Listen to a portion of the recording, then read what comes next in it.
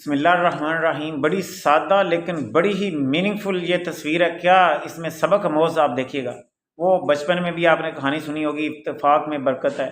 صرف کہانی ہم پڑھ دیتے ہیں اور پیپر میں بھی لکھ دیتے ہیں، یاد بھی بچے کر لیتے ہیں، اور عملی زندگی میں کوئی تبدیلی نہیں آتی جب تک ہم متفق نہیں ہوں گے۔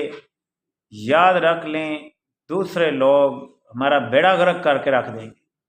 تو اتفاق اور اتحاد کی مثال دیکھیے کہ بڑی مچھلی چھوٹی مچھلیوں کو کھا رہی، چھوٹی مچھلیاں بھاگی جا رہی ہیں آگے لگ کے ساری، لیکن آگے دوسری تصویر میں دیکھیے گا کہ وہی چھوٹی مچھلیاں رسپانس بیک کرتی ہیں جب خود جمع ہو کر اتحاد بنا کے وہ بڑی مچھلی اس سے بھاگ رہی ہے اور آگے جا رہی ہے، یعنی ان سب سے پیچھا چھڑا رہی ہے۔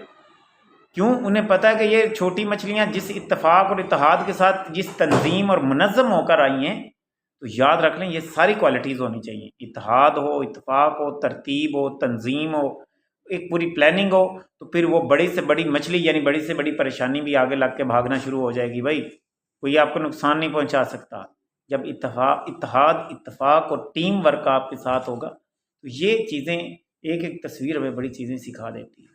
تو کوشش کریں دوسرے انسانوں کو ایکسیپٹ کرنا سیکھیں۔ نفسیات مختلف ہوتی ہے، جتنے انسان ہیں سمجھ لیں اتنی نفسیات ہے، وہ مختلف سوچتے ہیں۔ اس کا مطلب نہیں ہم اختلاف کر کے بیٹھ جائیں۔ بڑی چیزیں ایسی ہوتی ہیں جو مشترک ہوتی ہیں، ان کی وجہ سے ہم آپس میں ایک دوسرے کا ساتھ اتحاد اور اتفاق کر سکتے ہیں۔ وہ خاندان میں ہو، ایک قوم بحیثیت قوم ہو، یہ کسی بھی درجے پر ہو، تو اتحاد اور اتفاق کی وجہ سے ہم بہت زیادہ کام سر انجام دے سکتے ہیں۔